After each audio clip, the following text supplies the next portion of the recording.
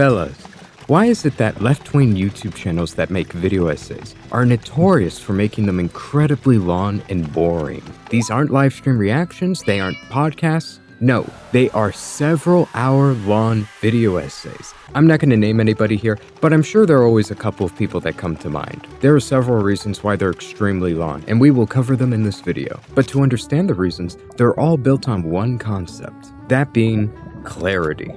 Good communication hinges on our ability to be clear and concise with what we mean, which is not what any of these people are aiming for when they make these extremely long video essays. Most of their videos could be summarized nice and neatly in about 10 minutes. So why don't they just do that? Well, there are a couple of downsides to being short. That being, if you make an argument for something and it's clean and concise, it has to stand on its own merit. If it's short and clean, your poorly formed arguments will be exposed for what they are, making them much easier to dismantle. Whereas if the video is incredibly long, it becomes increasingly difficult to stay on track and to point out the flaws in the video, unless you make a conscious effort to do so. Look at the people who debate. Competent debaters on both sides will actively write down and take notes about what the other person is saying, especially when your opponent decides to go on a tangent that has nothing to do with what you're talking about. All of this begs the question, is this by design? Are these BreadTubers intentionally trying to confuse you and to trip you up?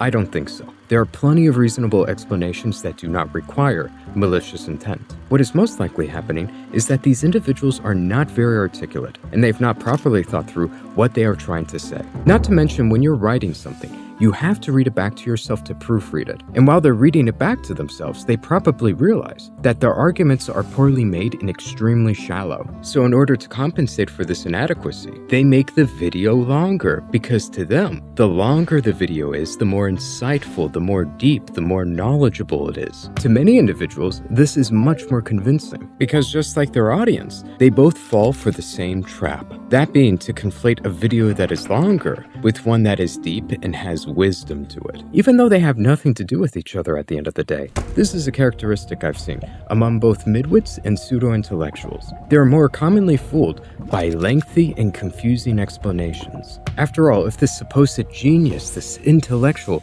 is saying something that's confusing to me, what's more likely to be true? Is it that he's wrong, or is it the things that he's saying are so complex and deep that I just can't comprehend his wisdom? Oftentimes, it's more the former than it is the latter. Whereas for people who are truly intelligent and wise, they can better discern if something they're listening to is actually lengthy and empty or deep and meaningful. Midwits cannot do this. Not to mention, when you have a genuine interest in learning and you want to understand something on a deeper level, you will naturally gravitate to longer explanations on a topic, because those are more likely to go into depth on what you're trying to learn. And the problem with these BreadTuber video essays, many people who watch them will leave feeling satisfied because they spent 2 hours learning about a new subject. But the truth is, they will walk away with nothing of real value. That is how many midwits are being taken advantage of by pseudo-intellectuals. Many of these pseudo-intellectuals tend to be midwits as well. That's why I didn't say earlier that they were intentionally making the videos longer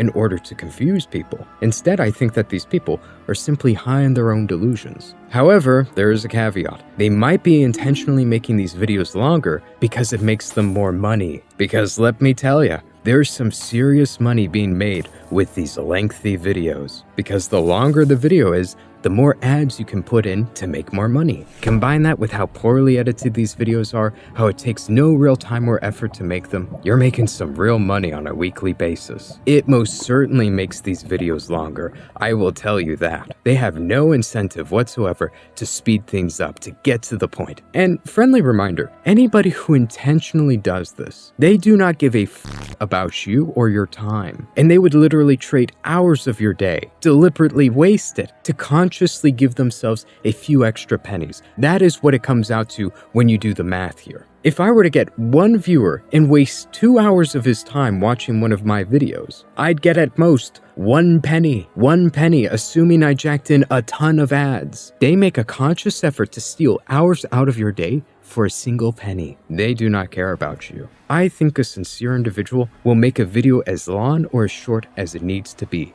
Nothing more, nothing less.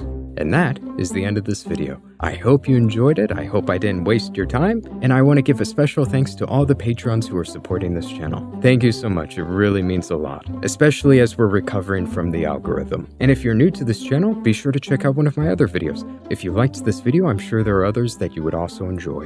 And as always, I hope you have a good one.